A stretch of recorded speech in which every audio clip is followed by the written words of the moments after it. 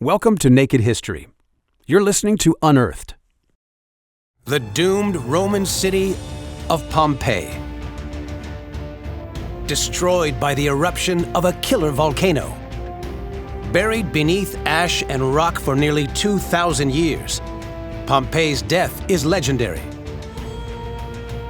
But the mystery of its birth remains unsolved. Now, scientists venture beneath the surface of this lost world to discover why the people of Pompeii founded their city in one of the most dangerous places on Earth. What we should ask ourselves is, why would people build on a volcano? Breakthroughs reveal surprising secrets hidden in this apocalyptic landscape. When this eruption started, people had no time to escape. Could this deadly volcano actually be the very reason why Pompeii exists at all? To solve these mysteries, we'll pull apart this remarkable city stone by stone.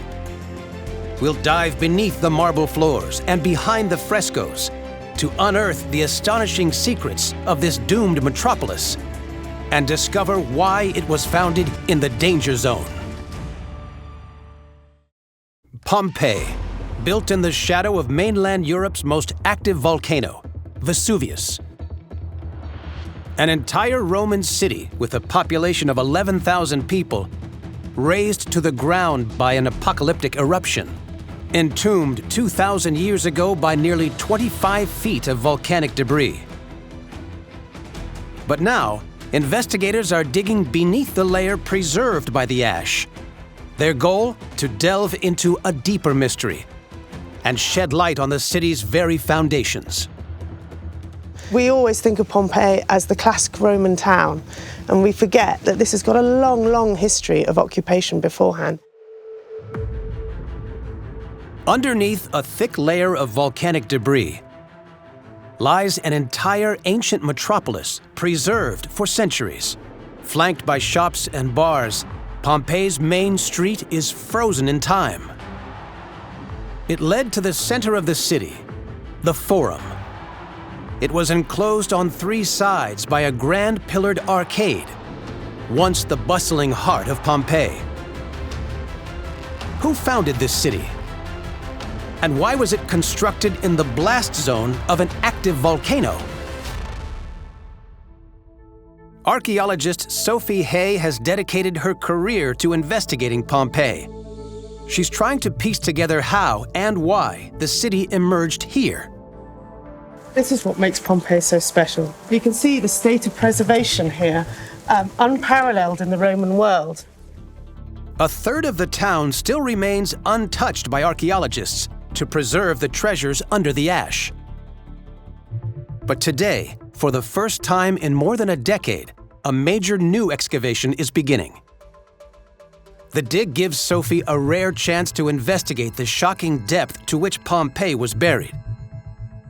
It highlights the enormous challenge archaeologists face in their search for this city's mysterious origins. This is the material that Vesuvius dumped upon Pompeii during the 79 AD eruption, and this just filled these rooms. The preservation of everyday Roman life is breathtaking. It has made Pompeii's story truly iconic. Even now, archaeologists are unearthing grand villas adorned with intricate wall paintings and beautiful mosaics. They're building an incredibly detailed picture of how Pompeii's people lived.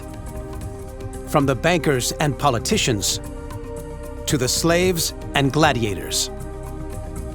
This is the closest contact I can have with the Romans, seeing the everyday objects that they used nearly 2,000 years ago.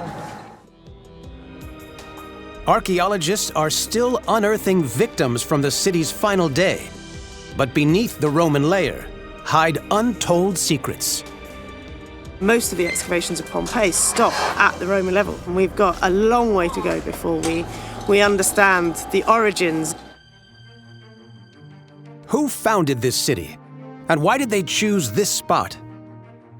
Can a discovery at the gates of Pompeii reveal why the city emerged here beneath a volcano? Buried underground, archaeologists have discovered a tomb. undisturbed for more than 2,000 years. Stone slabs mark the final resting place of a solitary female skeleton. There are few clues to her identity, but surrounding her body are 12 beautifully decorated vases, painted in a style almost unlike anything else excavated in Pompeii. What can these rare objects reveal about the area's secret history? The vases open a window onto the little-known tribes who occupied Pompeii before Rome conquered it in 80 BC. They estimate these potteries are coming from the end of the 5th century before Christ. Wow, that's a good few hundred years before Rome and Pompeii. These vases are extremely old, but the decoration is not Roman. It's Greek. For Sophie and pottery specialist Letitia Cavassa, the origin of the tomb's offerings is an important clue. This one and the other one are coming from Greece. And these two here, they're beautiful. We think it's an Italic production, but it looks like Greek. Before the rise of Rome, the Greeks were one of the most advanced civilizations in the Mediterranean. The vases suggest they were here, sharing their culture with early Pompeians. But why? Today, Pompeii seems an unlikely place to find a Greek vase. But 2,000 years ago, it was a center of trade close to the sea. The city was strategically placed near the Sarnus River, giving the town direct access to the Bay of Naples. Surrounded by the steep slopes of ancient volcanoes, the bay was known for its unusually deep waters.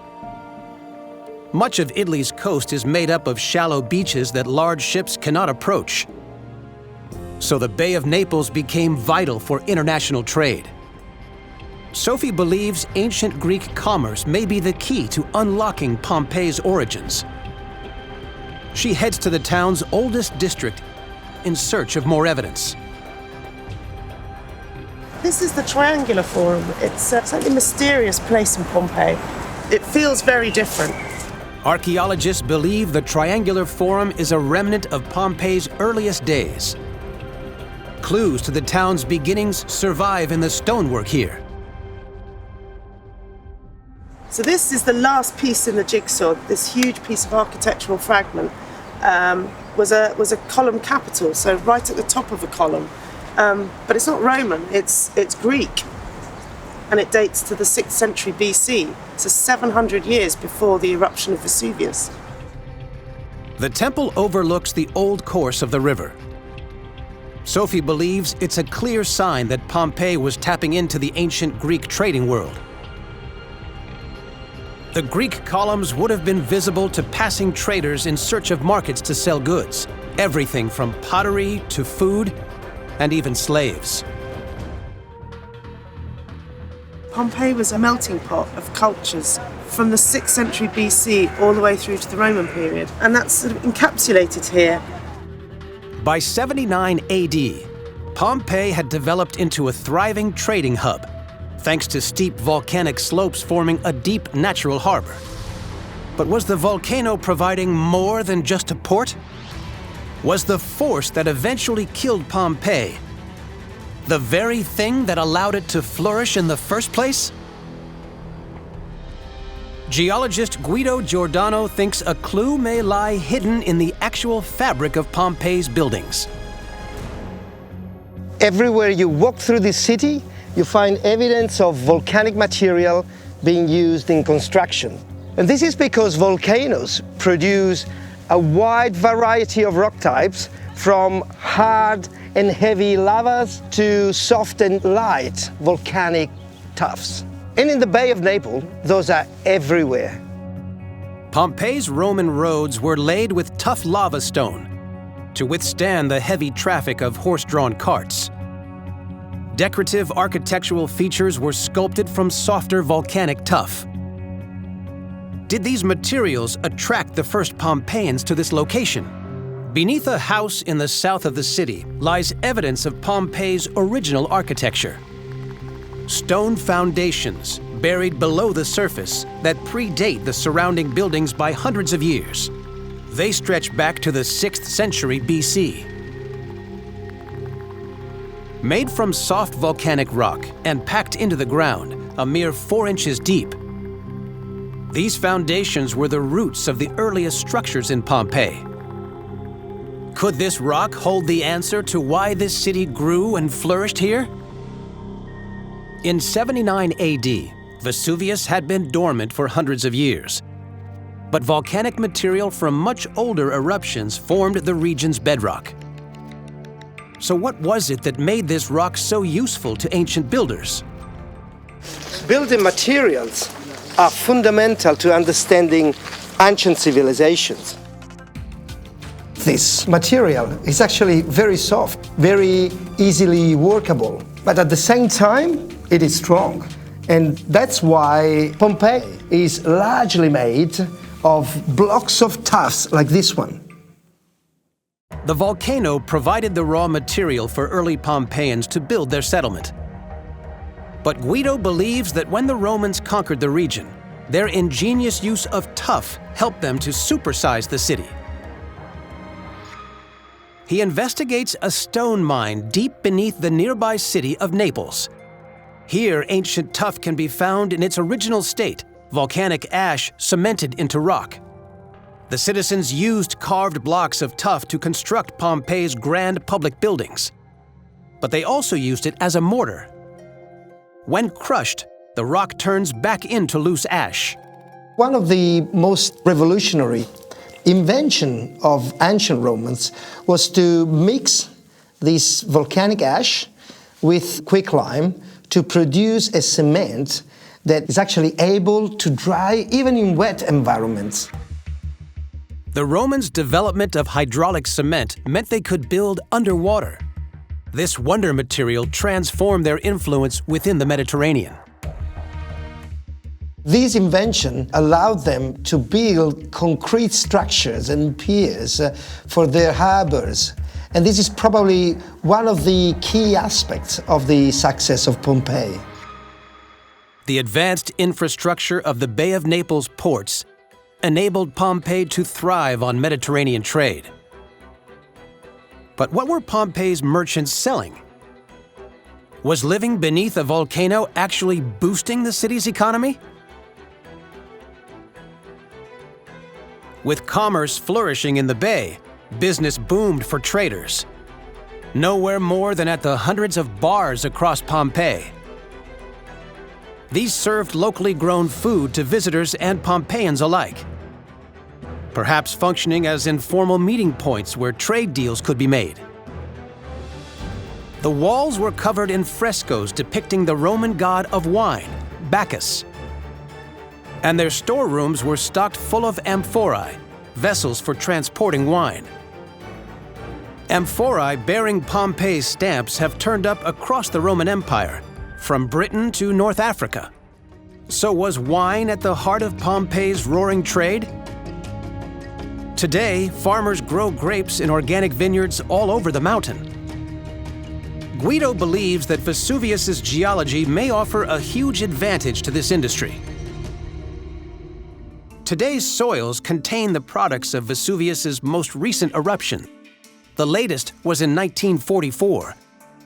2,000 years ago, Pompeii's winemakers would have been growing vines in the ash of earlier eruptions.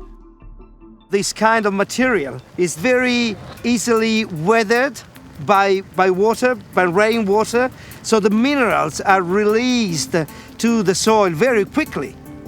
Until 79 AD, Vesuvius hadn't erupted for centuries, long enough for generations of farmers to safely establish vineyards and perfect the art of winemaking. Guido tests the acidity of the soil. It confirms the reason for Pompeii's success in wine production. So this has worked perfectly. Look at the orange color. That means that the soil is very acidic. And this is due to the presence of a very high content of potassium in the Vesuvius volcanic ash. Potassium is very important to plants. So that's the reason why this soil is so fertile. Pompeii had everything it needed to become a thriving trading hub. The volcano provided natural harbors, the raw material for commercial infrastructure, and even its major export, wine. Pompeii had a prime location, so no wonder it was flourishing in the 1st century. The volcano was clearly key to Pompeii's prosperity. As it grew, more people came to live in the danger zone. But did the benefits that allowed the city to prosper come at a deadly cost? Long before Vesuvius erupted? And did the people of Pompeii know that their time was running out?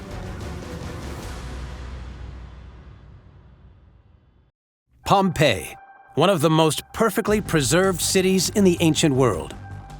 Now archaeologists are discovering that the town destroyed by Vesuvius in 79 AD was no ordinary Roman city.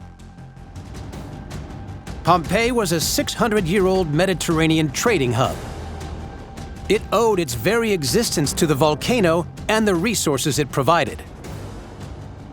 But was Vesuvius also extracting a deadly price, even before it erupted? A clue lies in the city's lifeblood, its ingenious Roman water network. At the highest point of the city stands the Castellum Aquae, distributing water throughout Pompeii. Connected to it, lead pipes travel 150 yards downhill beneath the sidewalk to the first water tower. This fed the city's homes and public baths. But encrusted on the brick, a thick mineral deposit built up over decades. Could this residue have had a potentially deadly effect on the people living here? Forensic anthropologist Pier Paolo Petroni wants to find out. The bones of the dead could hold the answers, but they're locked away from forensic examination. Contorted in their agonizing death poses and covered by falling ash, the victims were preserved by 19th century archaeologists. They cast in plaster the molds left by the long decayed bodies. But the plaster is so dense, even CT scans struggle to penetrate through to the bone inside. So for clues, Pier Paolo examines skeletons excavated from neighboring Herculaneum. This was another town buried by the eruption of 79 AD. He looks for evidence that could explain the effect of living beneath Vesuvius. In Pompeii, in Herculaneum, we have a complete population that is fixed in the time due to a sudden natural catastrophe. It's a kind of a cross-section of a living population. Pier Paolo uses a CT scanner to investigate the skull of a man who died sheltering from the eruption. The scans reveal a surprise. This man was relatively old when the volcano killed him. From the tomography, we can see something very interesting, which is a kind of flattening, which is typical of old people. In Roman time, most of people lived until 35, 40s, not longer. So they died very young. But this is a very old man. Was Vesuvius having a sinister effect on his quality of life? Pier Paolo examines the skeletons in search of a pattern of pathology. In almost every victim, he finds strange bony growths that would have made joints stiff and painful. In some cases, the effects are shockingly severe, even leading to paralysis. We find this kind of alteration in all ages. This is a young male, and you see that we have a complete fusion of the hip with the sacrum, which should be free. In this case, it's completely fused. Pier Paolo analyzes the victim's teeth to find more clues. What he discovers suggests that the mystery disease was linked to their diet and the region's volcanic soil. We have a kind of discoloration of these teeth, which is very typical of fluorosis. Fluorosis is caused by the excessive consumption of the mineral fluoride. Pier Paolo thinks that the people of Pompeii were being slowly poisoned by a contaminated water supply. Vesuvius's permeable volcanic rock is rich in fluoride. As rain filters through the ground, this fluoride dissolves into the water, entering springs in the valley below. The Romans used these polluted springs for drinking water and built an ingenious aqueduct to carry it down to Pompeii. At the Castellum Aquae, the water was divided to supply fountains, baths, and houses across the city. The people drank the fluoride-laced water, which over time ravaged their bones and joints. The volcanic terrain that had nurtured the city was sucking the life from its population. The people of Pompeii had prospered due to the volcano's natural resources. But did they have any idea they were living beneath a silent killer? Should they have spotted the warning signs that this volcano was about to erupt? And could they have escaped? Volcanologist Giuseppe Mastrolorenzo investigates the heartbeat of this sleeping giant. He's trying to figure out whether the volcano offered any warning of the fury it was about to unleash. It is hard to comprehend how devastating was the AD 79 eruption. In a few hours, all the villages and towns around Vesuvius were destroyed, and thousands of people were killed. Even today, 1/3 of this city is still completely buried under volcanic ash. From here you can have an idea of the impact of the eruption. This part is not excavated, and this is completely excavated.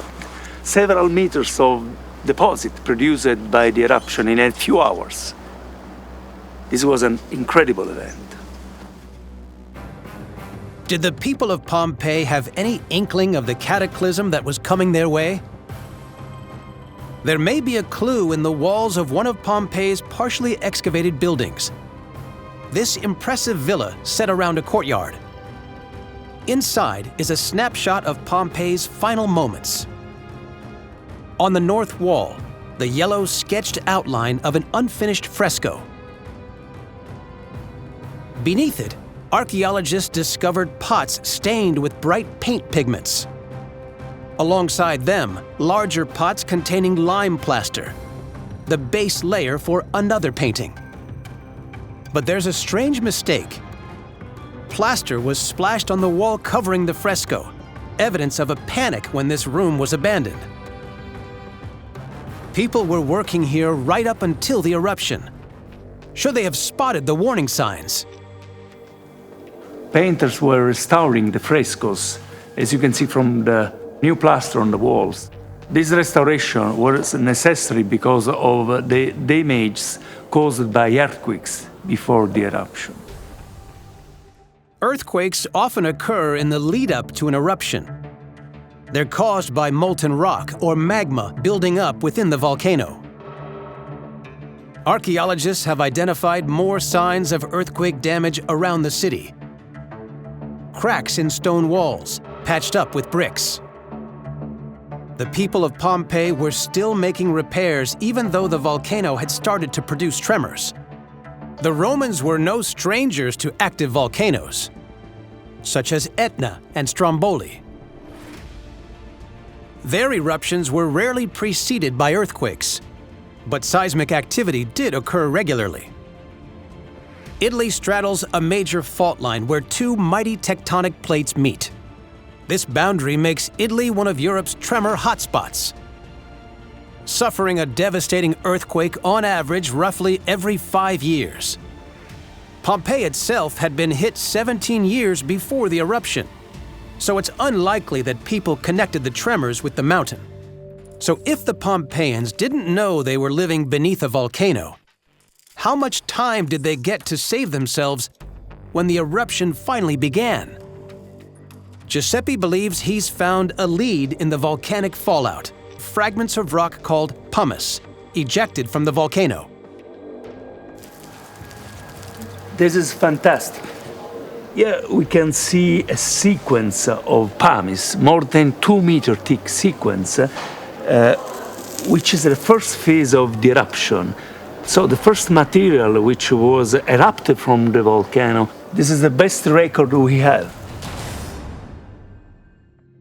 Giuseppe thinks these pumice stones might reveal how quickly the eruption took place. At his laboratory in Naples, Giuseppe and his team take a closer look. Deep within the rock's microstructure lies the imprint of the eruption itself.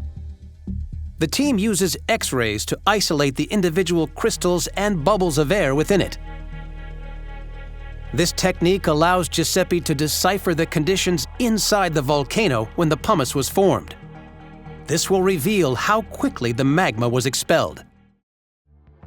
Here you can see bubbles and crystals which were formed when magma rose from the magma chamber to the surface. The tiny size of the crystals within the pumice suggests they had very little time to grow. The formation of these crystals was in the order of hours or less. The eruption was very quick. When this eruption started, people had no time to escape. As the pumice rained down on Pompeii, roofs collapsed under its weight, crushing the people taking shelter below. But this was only a precursor to a much more deadly force. What exactly happened during the eruption? And could new evidence reveal that there may even have been survivors? The eruption of Mount Vesuvius in 79 AD shocked and terrified the people of Pompeii. For years, the town had been rocked by tremors and earthquakes. Archaeologists believe that its citizens didn't connect the shaking of the ground with the threat of eruption. Many ignored it until it was too late. The devastation of the city was rapid and merciless. But scientists are now uncovering evidence that some people may incredibly have been able to live through the eruption. When archaeologists excavated Pompeii, they discovered strange cavities inside the ash. As burned bodies decayed, they left voids in the hardened material, eerie imprints of these people's last moments that even captured facial expressions. Encased in the ash, the victims' bones remained long after their clothes and flesh had gone. But the blast wasn't hot enough to instantly incinerate the bodies. So was the temperature at a level that some people could have survived. Geologist Guido Giordano searches the scorched walls of Pompeii. He pieces together a detailed picture of exactly what its citizens were up against. When the volcano erupted, a giant cloud of hot rocks and ash was fired up to 30 kilometers in height. People must have been terrified. As the rocks began to fall, the people of Pompeii would have begun to flee. But what happened next? The force of the eruption propelled millions of tons worth of material into the sky. As the pressure dropped, the rock and ash began to fall.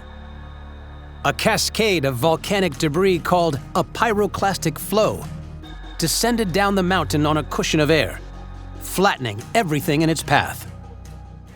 When the column collapsed, producing a huge avalanche very fast, full of rock debris, the top layer of that was a giant cloud of searing hot gas and dust. Anyone who avoided the rock flow would have faced the surge of superheated gas. For a long time, scientists believed that people still left in the city would have died instantly. But Guido Giordano and his team want to find out if anyone caught up in the cloud could have survived. Volcanologists believe that when the pyroclastic flow surged towards Pompeii, temperatures in the ash cloud exceeded 750 degrees Fahrenheit. Hot enough to melt lead. This is an extremely hot temperature, unsurvivable for human beings. But what happened to those temperatures when the cloud entered the city? Traveling at over 60 miles per hour, barely touching the ground, the 750-degree flow reached Pompeii in just a few minutes. But in the city, any walls still standing could have provided refuge, shielding some areas from the full force of the blow. Clues within Pompeii's buildings suggest the temperature of the cloud may have dropped in these pockets of shelter. Inside some of the houses, you could still find bread or furniture virtually untouched by the heat wave. So this tells us that the dynamics of the pyroclastic flow, once it entered the city, must have gone through changes. Using a pioneering technique, Guido believes he can work out how the ash cloud behaved when it reached Pompeii's streets and houses. The secret is locked in the fragile remnants of wood found within pyroclastic deposits. When wood is transformed into charcoal, its cells dry out. Its surface becomes shiny and reflects light, a property Guido can measure. We can convert the intensity of the light reflected into the temperature of the pyroclastic flow. For Guido, the results are tantalizing. Some samples were burned at around 750 degrees Fahrenheit, but others burned at a much lower heat. The temperatures inside Pompeii were actually much more variable than we expected. In some areas, the heat never got above 300 degrees Fahrenheit. Guido believes at this temperature, against all odds, people might have lived through the thermal shock. In local areas of Pompeii, there could have been conditions for survival for human beings. The possibility that its citizens could have escaped the pyroclastic surges rewrites Pompeii's history. But in the days following the eruption, their town was consumed by the fallout. Pompeii was beyond rescue, but its story is only partly told. What archaeological treasures still hide in the city's last buried areas? And what threat does Vesuvius pose today? So we're standing on the top of the 17th. Sophie Hay joins Pompeii's Director General Massimo Ossana. His team is about to dig down into what appears to be a townhouse. So I see a little glimpse down here of something. This is the top of the wall, the first wall of our new excavation. Most of the city's buildings were raised to the ground floor. But this wall stands 13 feet above street level. Incredibly, it suggests this home's upper floors may have survived. In this part of the town, the pyroclastic surge was not so really destructive.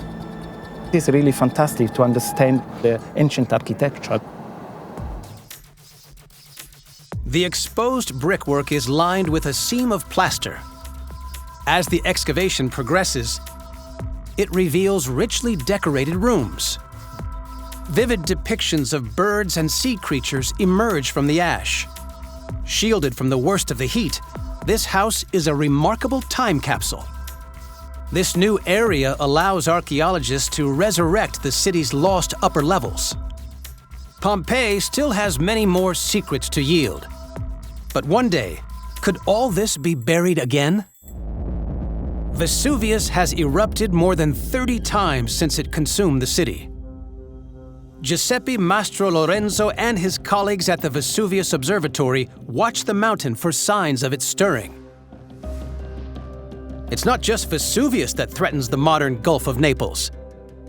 The entire bay is ringed by volcanoes, including Europe's largest, Campi Flegrei.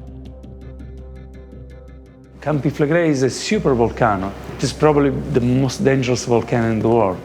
If Vesuvius or Campi Flegrei will erupt, there are at least 3 million people possibly exposed to the pyroclastic surges and flows. At the moment, there is no an effective emergency plan for Vesuvius or Campi Flegrei. So there is no way to allow these people to evacuate this area before the eruption. The potential costs of an eruption today are unimaginably high. So despite Pompeii's warning from history, why today is the volcano's blast zone more populated than ever?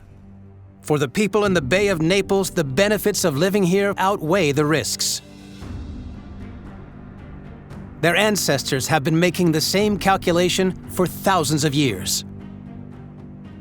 Volcanoes provide a wealth of benefits at all times, and occasionally severe hazards. The people of the East region have learned to be resilient, to cope with the volcanic hazard. Vesuvius fostered a thriving population for centuries. But for the town of Pompeii, luck ran out in 79 AD. The mountain finally called in the debt. The ruins are a time capsule, preserving the volcano's cycle of birth and destruction. Yet despite the danger, people have returned in their millions to live in its shadow. It's almost inevitable that one day, the pattern will be repeated.